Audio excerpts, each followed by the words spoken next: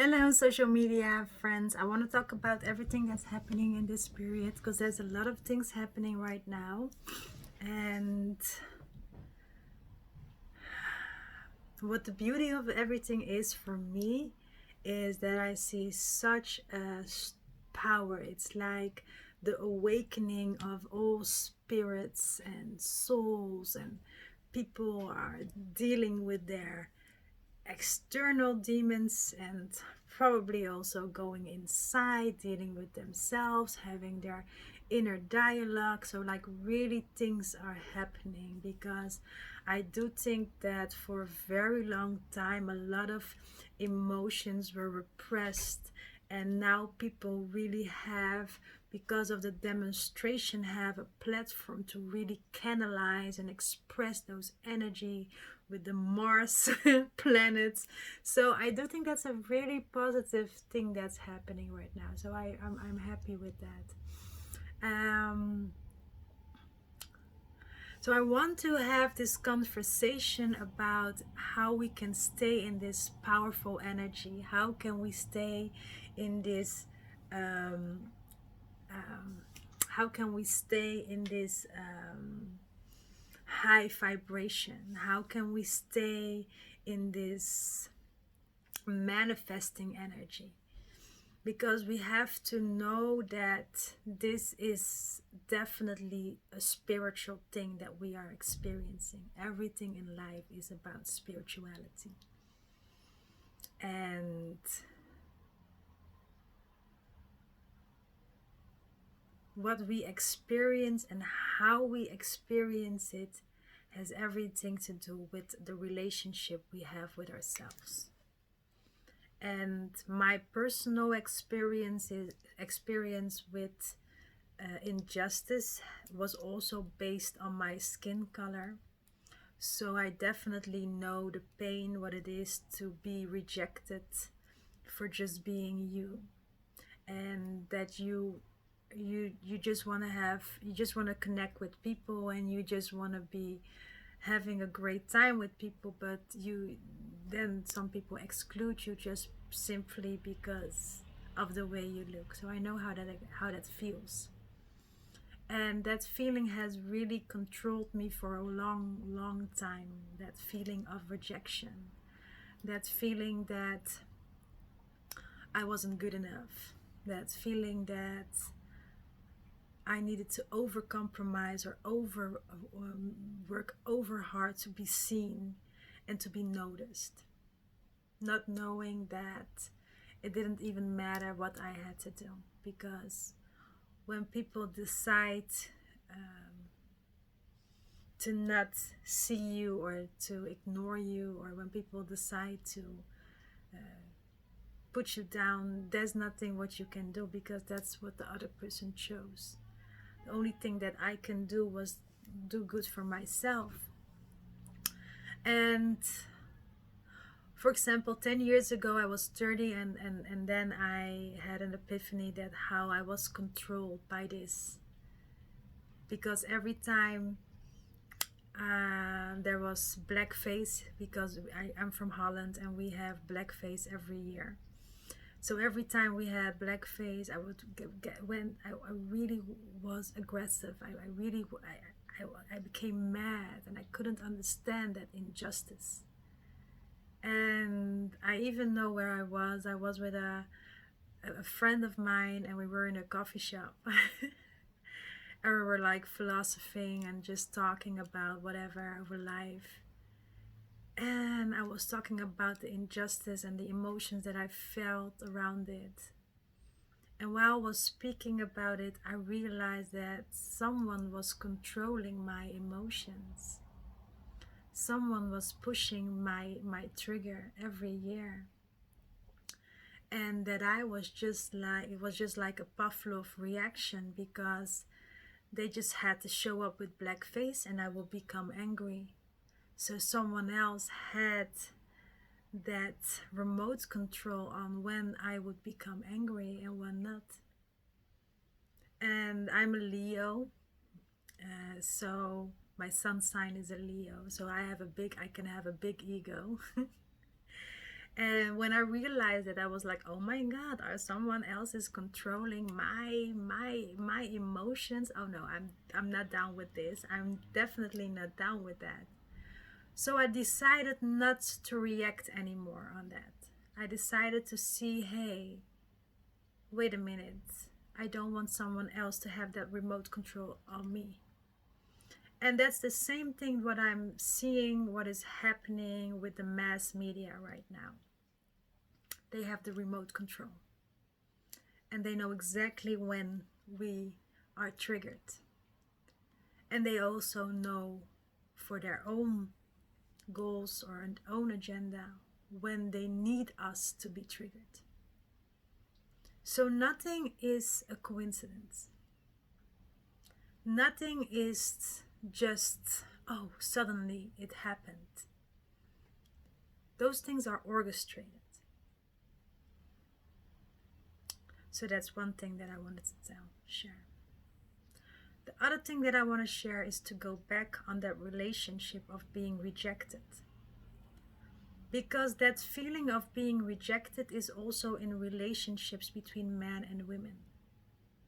When a woman loves a man very much and a man is putting her down or ignoring her or don't value her emotions, really not centralizing like it's all about his emotions, it's all about pleasing him, it's all about making him happy, she is ignoring herself along the way.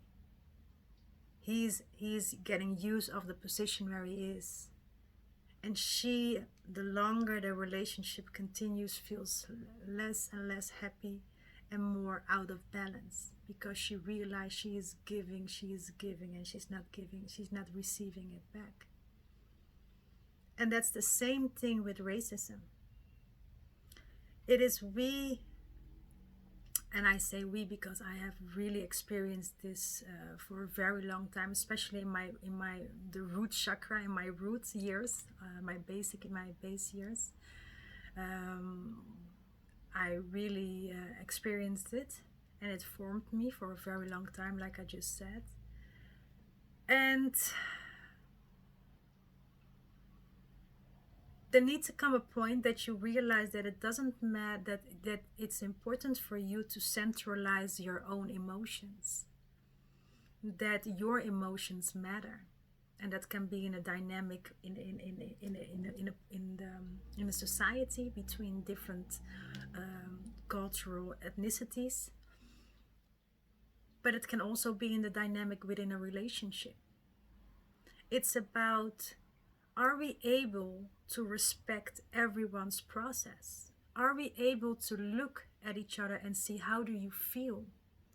Or when you don't feel good, or when you feel or you see that the other person doesn't really feel good right now, you don't be dismissive about how that person feels. And that's why I want to make this I want to make this connection with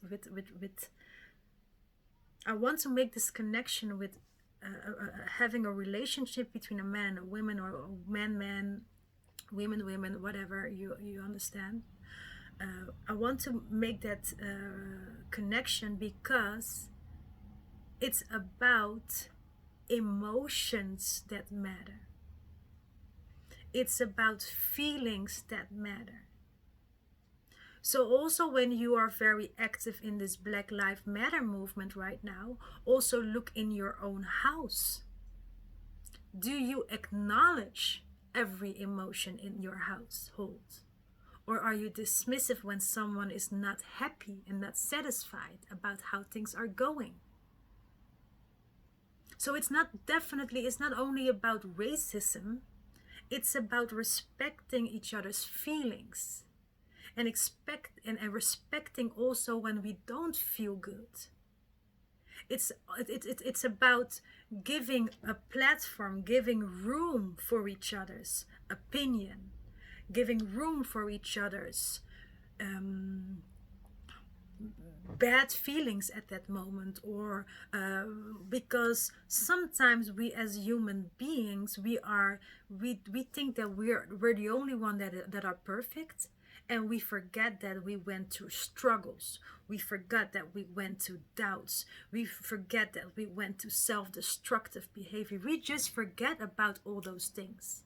And suddenly when someone else shows us that, because that's what we see in someone else, is a projection of what we experience, and we see it and someone else reminds us about that, we suddenly start judging that other person about the bad choices they have made.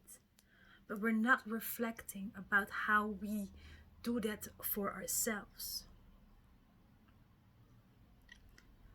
So maybe this is a very spiritual talk, but I want you to really start being honest about how much respect do I give to other people's emotions? Do I listen? Do I just listen? Or someone's ideas? Or someone's voice? Does everyone in my household have a voice, or am I the dominant person that needs to have always a voice? Am I too scared to let someone else talk? Am I too scared to let someone else in my emotions? Is fear right now one of the most important sources in my life where I base my choices on? Have that conversation with yourself now. I really want you to have that conversation with yourself. Because we as a collective, and I'm not talking about, I'm talking about we as a collective, we go through a lot of hardship. We go through our own demons. We go through our own challenges. We are going through our own growth, especially that.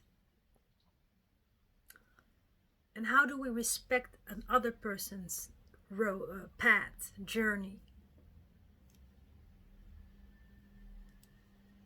So remember that if you don't heal, if you don't deal with each other, there's a pain that still remains there. And that pain can be controlled. Your need of acceptance or being accepted by someone else means that you put the power of who you are, of your own identity, in someone else's hands. If you're a people pleaser, that means that you will never ever centralize your emotions. You have never put yourself first. And that is the thing that we should work on this period. And that is the thing that we should work as a collective. And I'm happy because of all the demonstrations, because that spirit is active. We went through one big fear right now. Standing in that demonstration is confronting a darkness, and whenever we are confronting a darkness, we are growing and we are leaving our comfort zone. And we did this together as a collective. And there will be people who cannot go in this frequency, and that cannot go in this vibration, cannot go higher than where they are. But let's just look at them from compassionate eyes. And even the police are human beings. And even the police, maybe we are not agreeing with them, but still we have to stay compassionate. We have to stay in a way. We have to, if we want change in our world, we have to be the change. So we have to create an example how we want to deal with each other. We have to put an example how we want to unify each other, how we will find that peace together. That is important. That's how we can take control of this situation. But that is us. And that starts in our home. Thank you. Thank you for listening.